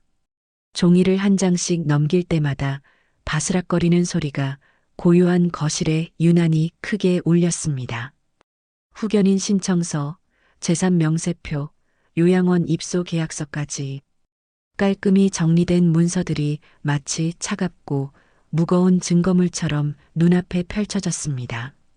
서류 하단의 서명란에서 선명하게 적힌 은이라는 이름을 보는 순간 영자의 눈빛은 점점 매서워졌습니다. 그동안 쌓여있던 배신감이 뼛속까지 스며드는 듯 했습니다. 이 서류들을 경찰에 제출하시면 됩니다. 증거로 충분할 겁니다. 최준호의 목소리는 낮지만 확신에 차 있었습니다. 영자는 잠시 눈을 감고 호흡을 가다듬더니 고개를 천천히 끄덕였습니다. 고맙습니다. 정말 고마워요. 그녀의 목소리는 담담했지만 눈빛은 흔들림 없이 의지에 차 있었습니다. 최준호는 안도의 숨을 내쉬며 자리에서 일어났다가 문 앞에서 다시 발걸음을 멈추고 조용히 말을 덧붙였습니다. 어머님, 조심하셔야 합니다. 며느님은 쉽게 포기할 사람이 아닙니다. 문이 닫히고 나자 집안의 고요가 다시 내려앉았습니다. 영자는 서류 봉투를 가슴에 꼭 안고 한동안 그 자리에 앉아 있었습니다. 겨울바람이 창문 틈으로 스며들어 그녀의 손등을 차갑게 식혔습니다. 그때 문득 남편의 목소리가 귓가에 울리는 듯 했습니다. 그 집은 우리가 평생 흘린 땀으로 산 집이야. 누구에게도 빼앗기지 마. 그 말이 영자의 가슴 속에 불씨처럼 살아났습니다. 서류를 꼭 쥔 손끝이 희미하게 떨렸지만 이내 표정이 굳세게 변했습니다. 이젠 더는 물러서지 않겠어. 지켜야 할 건 돈이 아니라 내 삶과 존엄이야. 영자는 낮은 목소리로 스스로에게 다짐했습니다. 그날 밤 영자는 한숨도 이루지 못했습니다. 창밖의 겨울바람 소리가 마치 불길한 경고처럼 들렸지만 오히려 그것이 앞으로 맞설 폭풍을 준비시키는 듯 했습니다. 며칠 뒤 영자는 결국 결심을 굳혔습니다. 집을 지키기 위해선 이제 더 이상 이 집에 매여 있어선 안 된다고 생각했습니다. 그 집은 남편과 함께 평생 모은 재산이었지만 이제는 자신을 올가매는 족쇄 같았습니다. 남편이 살아 있었다면 아마도 이렇게 하라고 등을 떠밀었을 거라 믿었습니다. 영자는 두꺼운 코트를 걸치고 천천히 동네 부동산 사무실로 향했습니다. 문을 열자 따뜻한 난방 공기와 함께 공인중개사의 반가운 인사가 들려왔습니다. 아이고, 어르신. 무슨 일로 오셨어요? 중년의 공인중개사가 자리에서 일어나 웃으며 맞이했습니다. 영자는 의자를 당겨 앉으며 담담히 말했습니다. 제 집을 팔고 싶어서 왔습니다. 공인중개사의 얼굴에 놀람이 스쳤습니다. 아니, 그 귀한 아파트를요? 요즘 집값이 더 올랐는데 지금은 무려 24억 정도 됩니다. 조금만 더 기다리시면 더 오를 겁니다. 영자는 미소도 없이 고개를 저었습니다. 더 오르든 말든 상관없습니다. 이 집을 떠나야 제 삶을 되찾을 수 있을 것 같아요. 남편도 그랬을 겁니다. 공인중개사는 잠시 말을 잃고 영자의 얼굴을 살폈습니다. 거기에는 흔들림 없는 결심이 담겨 있었습니다. 그렇다면 급하게 내놓으실 건가요? 급하지는 않지만 확실히 팔 겁니다. 더 이상 미루고 싶지 않아요. 공인중개사는 고개를 끄덕이며 조심스럽게 말했다. 알겠습니다. 그럼 바로 매물 등록을 진행하겠습니다. 영자는 계약서에 서명하면서 한 번 더 집 안쪽을 돌아보았습니다. 남편과 함께 웃고 울던 기억이 깃든 공간이었지만 이제는 그 추억조차도 상처와 얽혀 더는 위로가 되지 못했습니다. 이제는 떠날 때가 됐어요. 영자는 조용히 중얼거렸습니다. 부동산 사무실에서 매물 등록까지 마친 뒤 영자는 사무실 문을 나서며 차가운 겨울 공기를 깊게 들이마셨습니다. 코끝이 시렸지만 마음속에서는 오래 눌려있던 돌덩이가 조금은 내려앉은 듯 했습니다. 그동안 마음속에 매달려 있던 집이 이제는 족쇄처럼 느껴졌기 때문입니다. 하지만 매각을 결심하고 나니 남은 문제는 다른 곳에 있었습니다. 아들과 며느리가 언제 알게 될지 모른다는 불안감이었습니다. 그들의 집착스러운 태도를 생각하면 집안에 남아있는 것만으로도 위태로웠습니다. 그날 밤 영자는 방 안에서 깊이 생각에 잠겼습니다. 이 집에서 더 오래 있으면 또 무슨 일이 벌어질지 몰라. 나부터 안전한 곳으로 가야 해. 다음 날 아침 아들과 며느리가 출근하고 손자가 학교에 간 뒤 집안이 고요해지자 영자는 조심스럽게 옷장을 열었습니다. 손때 묻은 캐리어를 꺼내고 꼭 필요한 옷가지와 세면도구 그리고 남편의 사진과 가족 사진첩을 챙겨 넣었습니다. 손끝이 사진을 쓸 때마다 마음이 울컥했지만 결심은 흔들리지 않았습니다. 여보, 미안해요. 하지만 이제 이 집에서 벗어나야 해요. 당신이 살아있었다면 아마 이렇게 하라고 했을 거예요. 영자는 캐리어 지퍼를 닫으며 속삭였습니다. 그녀의 눈빛에는 결연함과 동시에 서글픈 그리움이 담겨 있었습니다. 오후가 되자 영자는 조심스럽게 문을 열고 나섰습니다. 아파트 복도에는 겨울 햇살이 희미하게 스며들어 있었지만 그녀의 마음은 차분했습니다. 엘리베이터를 내려와 큰 길가로 나선 영자는 택시를 잡아 근처 모텔로 향했습니다. 모텔 프런트에서 신분증을 내밀며 조용히 말했습니다. 며칠만 머물 방이 필요해요. 직원은 의아한 듯 영자를 바라봤지만 별다른 질문은 하지 않았습니다. 키를 받아든 영자는 작은 방에 들어서자마자 의자에 앉아 깊은 숨을 내쉬었습니다. 남편 사진을 머리맡에 올려놓고 이불 위에 주저앉자 그제야 긴장이 조금씩 풀리는 듯 했습니다. 창문 너머로 보이는 도로에는 출근길을 마친 사람들이 바쁘게 오가고 있었지만 그날따라 유난히 세상과 자신이 단절된 듯한 기분이 들었습니다. 하지만 두려움보다는 해방감이 더 컸습니다. 저녁 무렵이 되자 휴대전화가 진동을 울리기 시작했습니다. 발신자는 아들이었습니다. 영자는 한참 망설이다가 전화를 받았습니다. 엄마, 지금 어디 계세요? 집에 안 계시다면서? 아들의 목소리는 당황과 불만이 뒤섞여 있었습니다. 잠깐 쉬고 있어. 혼자 생각할 시간이 필요해서. 영자의 목소리는 차분했지만 단호했습니다. 생각할 시간이라니요? 집을 왜 부동산에 내놨어요? 은희가 방금 알아보고 전화해서 난리가 났어요. 아들의 목소리는 점점 격앙되었습니다. 동진아, 그 집은 내 아버지와 내가 평생 모은 거야. 이제는 내가 결정할 거야. 더는 그 집에서 살고 싶지 않아. 영자의 말에는 오랜 상처가 묻어 있었습니다. 엄마, 그게 말이 돼요?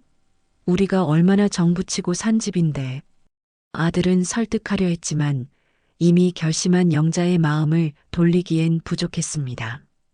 그 집은 너희가 정붙이고 산 집이 아니라 내가 네 아버지와 함께 평생 피땀 흘려 지켜온 집이야. 이제는 그 집 때문에 더 상처받고 싶지 않다. 아들은 한동안 말이 없더니 한숨을 길게 내쉬었습니다. 그러나 그 뒤로 며느리의 날카로운 목소리가 전화 너머로 들려왔습니다. 어머님, 이게 도대체 무슨 짓이에요? 지금 집 팔아서 어디 가시려는 거예요? 그렇게 하시면 우리 민호는 어떡하고요? 영자는 잠시 눈을 감았다가 조용히 대답했습니다. 민호는 잘 클 거야. 그리고 너희 둘이 민호에게 좋은 부모가 되면 되는 거야. 하지만 나는 내 삶을 지켜야 해. 은희는 대꾸도 하지 못하고 씩씩대며 전화를 끊었습니다. 잠시 뒤 아들이 다시 전화를 걸어왔지만 이번에는 받지 않았습니다. 그날 밤 내내 전화기가 진동했지만 영자는 더 이상 응답하지 않았습니다. 밤이 깊어 모텔 창문 너머로 겨울바람이 스산하게 스며들었지만 영자의 마음은 오랜만에 묘한 평온을 느꼈습니다. 남편의 사진을 바라보며 중얼거렸습니다. 여보, 드디어 결심했어. 더는 누구의 눈치도 보지 않고 살 거야. 이제는 나를 위해 살 거야. 영자는 가만히 눈을 감았습니다. 밖에서는 차가운 겨울바람이 간판을 흔들고 있었지만 그 방 안에는 묵직하지만 따뜻한 결의가 흘렀습니다. 1월이 되자 영자는 더 이상 물러설 곳이 없다는 걸 느꼈습니다. 그동안 밤마다 꺼내보던 CCTV 영상, 병원 원장의 증언서, 법무사 최준호가 건넨 진술서까지 모두 챙겨들고 새벽녘 경찰서로 향했습니다. 차가운 바람이 볼을 스쳤지만 발걸음은 힘있게 땅을 디뎠습니다.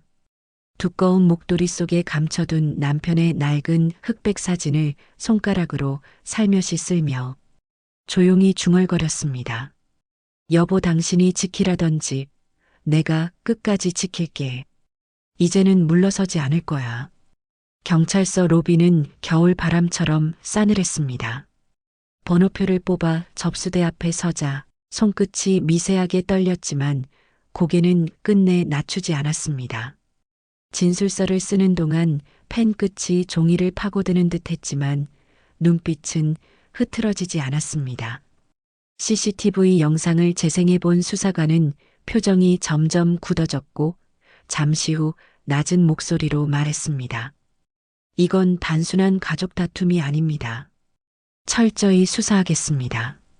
그 말을 듣자 영자의 눈가가 젖어들었지만 꾹 참고 고개를 끄덕였습니다. 며칠 뒤 변호사 사무실의 문을 열었을 때 긴장과 두려움이 한꺼번에 밀려왔지만 단정한 중년의 여성 변호사가 영자의 말을 끝까지 묵묵히 들은 뒤 결연한 표정으로 고개를 들었습니다. 증거가 충분합니다. 겁내지 마세요. 우리가 함께 싸워드리겠습니다. 그 한마디에 영자의 어깨가 무겁게 내려앉았던 긴장이 풀리는 듯했고 그동안 혼자 외롭게 버텨온 시간들이 눈시울로 몰려왔습니다. 첫 공판날 아침 영자는 남편이 생전에 늘 품에 지니고 다니던 낡은 손수건을 손에 꼭 쥐었습니다. 법정 복도에 서자 차가운 공기가 폐 속 깊이 스며드는 듯했고 심장은 쿵쿵 뛰며 손바닥에 차가운 땀이 맺혔습니다. 문이 열리자 방청석에는 이웃과 기자들이 빽빽이 들어차 있었고 법정 안의 공기는 숨조차 가쁘게 만들 만큼 팽팽했습니다. 잠시 뒤 들어온 은희는 어딘가 초조해 보였고 영자의 시선을 끝내 마주치지 못했습니다. 재판은 변호사들의 공방으로 시작됐습니다. 은희 측 변호사가 단순한 오해일 뿐이라고 주장했지만 영자의 변호사가 차례로 증거를 꺼내들 때마다 방청석은 술렁였습니다. CCTV 속에서 은희가 구급차를 불러 영자를 강제로 이송하려던 장면이 화면에 뜨자 방청석 곳곳에서 낮은 탄식이 터져나왔습니다. 이어 증인석에 선 병원 원장이 침착하게 말했습니다. 저는 치매 진단서를 써줄 수 없다고 했습니다. 진단도 받지 않은 분에게 위조된 서류를 요구했으니까요. 마지막으로 증언대에 오른 최준호는 한동안 침묵을 지킨 뒤 떨리는 목소리로 고개를 숙였습니다. 저도 어머니를 요양원에 모시고 있습니다. 하지만 멀쩡한 어르신을 돈 때문에 몰아가려는 건 인간으로서 할 짓이 아닙니다. 그 말이 끝나자 방청석에서 작은 탄식과 안타까운 한숨이 새어나왔고 영자는 두 손을 무릎 위에 얹은 채 조용히 눈을 감고 숨을 고르며 안도의 기운을 느꼈습니다. 그동안 숨겨져 있던 진실이 세상 앞에 드러나고 있다는 벅찬 감정이 가슴속 깊이 퍼져나갔습니다. 두 사람의 증언이 끝나자 법정은 술렁거렸습니다. 판사의 망치 소리가 가볍게 울린 뒤 은희가 증언대에 서라는 지시가 내려졌습니다. 은희는 천천히 걸음을 옮겼지만 시선은 끝내 바닥에서 벗어나지 못했습니다. 한 걸음 한 걸음이 무겁게 들려 그 발자국마다 법정 안의 공기가 더 차갑게 식어가는 듯 했습니다. 변호사가 묻기 시작했습니다. 피고인 박은희, 어머님을 치매 환자로 몰아 요양원에 보내려 했다는 것이 사실입니까? 은희는 순간 고개를 들었다가 곧 입술을 꽉 깨물었습니다. 잠시 머뭇거리다 억울하다는 듯 목소리를 높였습니다. 저도 어쩔 수 없었어요. 어머님이 자꾸 같은 말을 반복하시고 때로는 우리를 의심하셨단 말이에요. 영자는 그 말을 듣고 의자에서 천천히 등을 펴세웠습니다. 차갑게 가라앉은 눈빛이 잠시 은희를 향했습니다. 판사가 다시 물었습니다. 그렇다고 진단서를 위조하고 후견인 신청을 준비하며 요양원에 강제로 보내려 한 것이 정당화됩니까? 은희의 눈가가 붉어지며 목소리가 흔들렸습니다. 전 그저 민호를 지키고 싶었을 뿐이에요. 어린애가 할머니가 깜빡깜빡하는 걸 보고 얼마나 불안해했는지 아세요?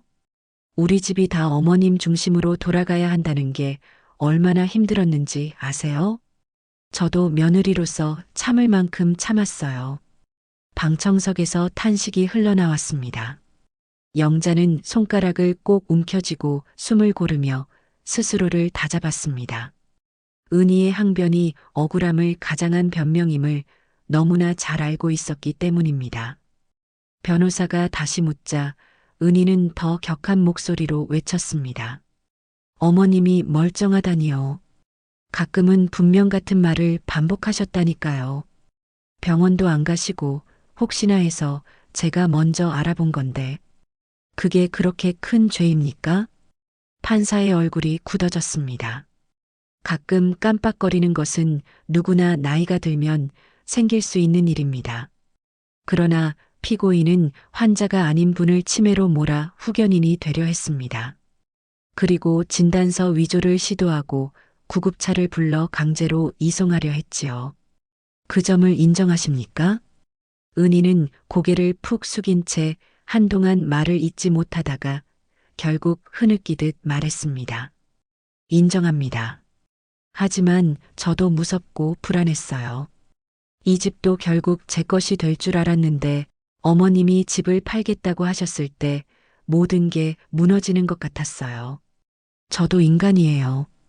욕심이 난 게 죄라면 그건 인정합니다. 영자는 그 순간 눈을 감았습니다. 며느리가 보이는 눈물의 의미를 알 수 없었습니다. 후회인지 단순히 자신의 처지를 한탄하는 건지 구분되지 않았습니다. 손끝이 서서히 떨렸지만 입술은 끝내 굳게 다물고 있었습니다. 민호가 방청석 뒤에서 어린 목소리로 울먹였습니다. 엄마 울지 마. 그 울음소리에 은희의 어깨가 크게 흔들렸습니다. 그러나 판사의 시선은 냉정하게 유지된 채 판결을 준비하고 있었습니다. 선고 직전 검사는 단호하게 마무리 발언을 했습니다. 피고인은 노모를 속이고 재산을 빼앗으려 한 명백한 시도를 했습니다. 단순한 오해나 실수가 아닙니다. 법이 마땅히 바로잡아야 할 중대한 범죄입니다. 판사의 망치가 다시 울렸습니다. 피고인 박은희에게 징역 1년, 집행유예 2년을 선고합니다. 순간 은희의 무릎이 휘청하며 주저앉을 듯 했지만 교도관이 팔을 붙잡아 세웠습니다. 그녀의 눈에서는 굵은 눈물이 흘렀지만 그것이 반성인지 억울함인지는 누구도 확신하지 못했습니다. 법정 안은 숨조차 크게 들이쉬기 어려울 만큼 긴장감이 감돌았고 방청석에서는 여기저기서 조용한 한숨이 흘러나왔습니다. 민호가 울면서 영자를 향해 달려왔습니다.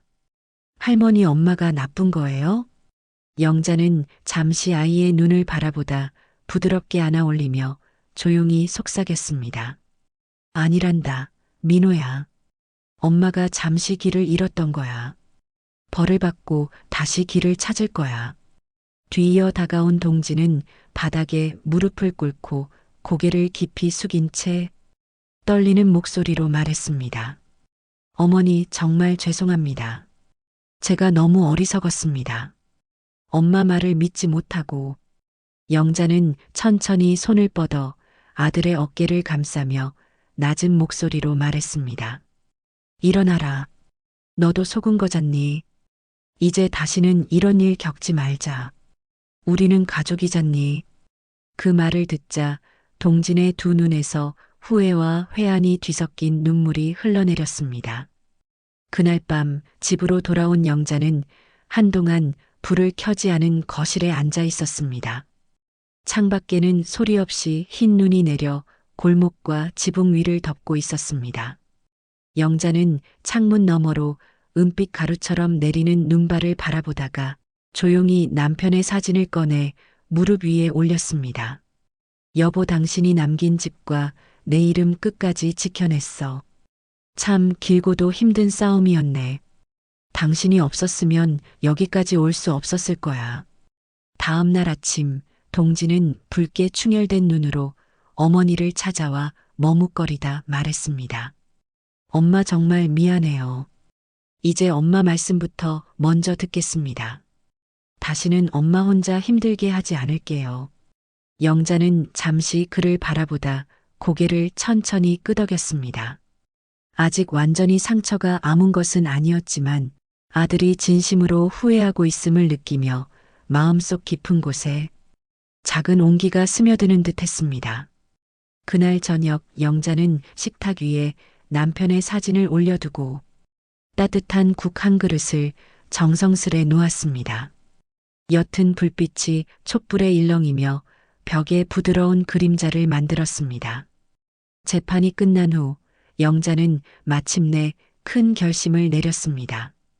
평생을 함께해온 서울 아파트, 이제는 그 집에 좋은 기억이 하나도 남아있지 않았습니다.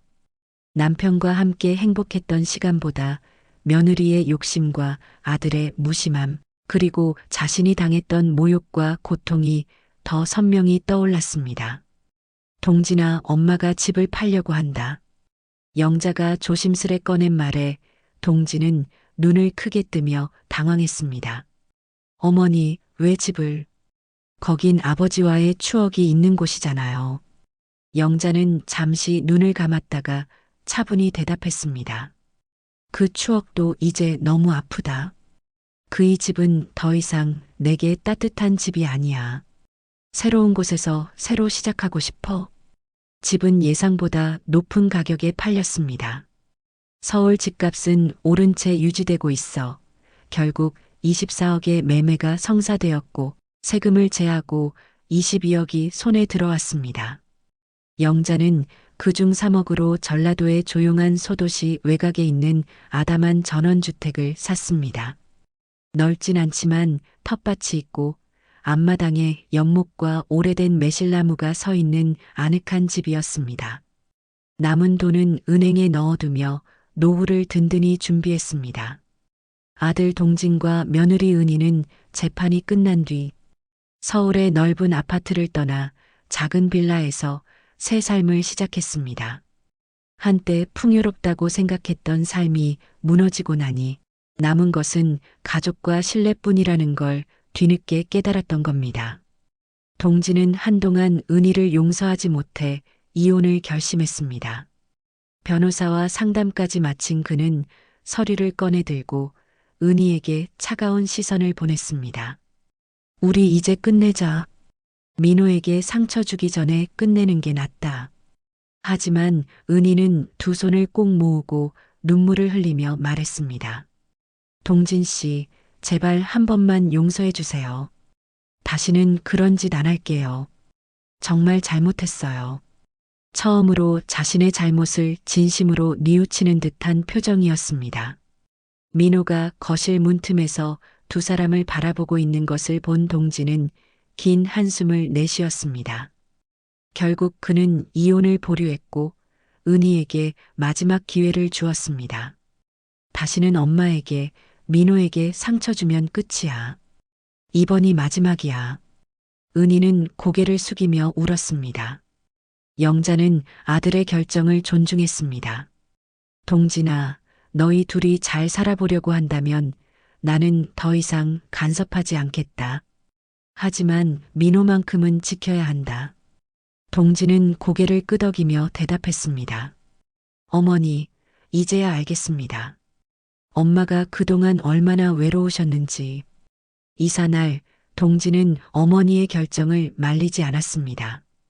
그저 짐을 실은 트럭 앞에서 한동안 묵묵히 서 있다가 조용히 말했습니다. 어머니 죄송합니다. 엄마가 이런 결정을 하시게 만든 게 다 저 때문이에요. 영자는 손을 들어 아들의 어깨를 가볍게 토닥였습니다. 동진아, 내 잘못만은 아니야. 사람은 누구나 실수할 수 있어. 이제 그만 괜찮다. 니들만 잘 지내면 되되. 시골 마을은 생각보다 따뜻하고 평화로웠습니다.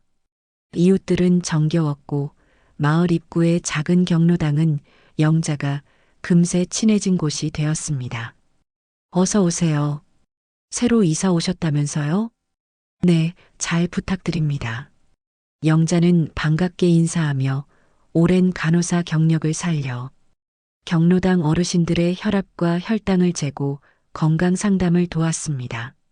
마을 사람들은 그를 반갑게 맞아주며 금세 친근한 이웃으로 받아들였습니다. 주말마다 민호가 아빠 손을 잡고 시골집을 찾아왔습니다. 할머니, 여기 너무 좋아요. 그래, 민호야. 할머니도 내가 오니까 더 좋구나. 민호는 할머니와 함께 텃밭에 상추와 토마토를 심고 작은 삽으로 흙을 고르며 신나게 웃었습니다. 연못에서는 개구리를 잡고 가끔은 마을 아이들과 함께 뛰어놀았습니다. 그렇게 흘러간 주말 오후들은 영자에게 삶의 새로운 기쁨을 안겨주었습니다. 동진은 변해 있었습니다. 재판 이후 그는 더 이상 아내의 변명에 휘둘리지 않았고 민호를 위해 성실히 살겠다고 다짐했습니다. 어머니의 시골집을 찾을 때마다 묵묵히 마당을 쓸고 텃밭을 돌보며 말수가 줄었지만 눈빛은 한결 따뜻해졌습니다. 어느 날 동진은 조용히 어머니에게 말했습니다. 어머니, 민호가 할머니를 많이 닮아가고 있어요. 학교 글짓기 대회에서 할머니 이야기를 썼다네요. 영자는 놀라 웃으며 물었습니다. 정말? 뭐라고 썼대? 할머니는 가장 용감하고 멋진 사람이라고 상도 받았대요. 영자의 눈가에 눈물이 맺혔습니다. 그 아이가 그동안 얼마나 불안했을까. 민호와의 주말은 더욱 따뜻했습니다. 민호는 할머니와 함께 시장에 가서 장을 보고 돌아오는 길에 동네 슈퍼에서 아이스크림을 사서 나눠 먹었습니다.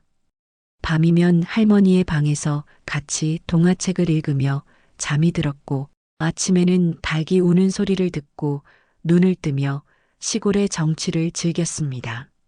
며느리 은희는 재판 후 집행유예를 받고 난 뒤 한동안 연락을 하지 못했습니다. 그러나 시간이 흐르자 민호를 핑계로 조심스레 전화를 걸어왔습니다. 어머님, 민호 주말에 데리고 가도 될까요? 영자는 잠시 침묵하다가 담담히 대답했습니다. 민호는 언제든 환영이다. 다만 너는 천천히 생각을 정리하고 와라. 은희는 예전에 당당하고 차가운 모습은 사라지고 한결 조심스러운 태도로 민호를 데려다 주기만 했습니다. 가끔 텃밭에서 할머니와 민호가 함께 있는 모습을 멀리서 지켜보다가 돌아가곤 했습니다. 봄이 오고 마을의 벚꽃이 흐드러지게 피었습니다. 영자는 민호와 함께 벤치에 앉아 분홍빛 꽃잎이 흩날리는 풍경을 바라보았습니다.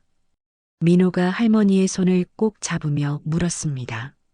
할머니, 지금 행복해요? 영자는 조용히 웃으며 대답했습니다. 응, 민호야. 할머니는 지금 정말 행복해. 동지는 점차 어머니를 이해하게 되었습니다. 어머니, 이제야 알 것 같아요. 그동안 엄마가 얼마나 힘들었는지. 영자는 아들을 바라보며 조용히 고개를 저었습니다. 다 지난 일이다. 우리 이제 과거에 매달리지 말자. 민호를 위해서라도. 어느 날 마을 축제가 열렸습니다.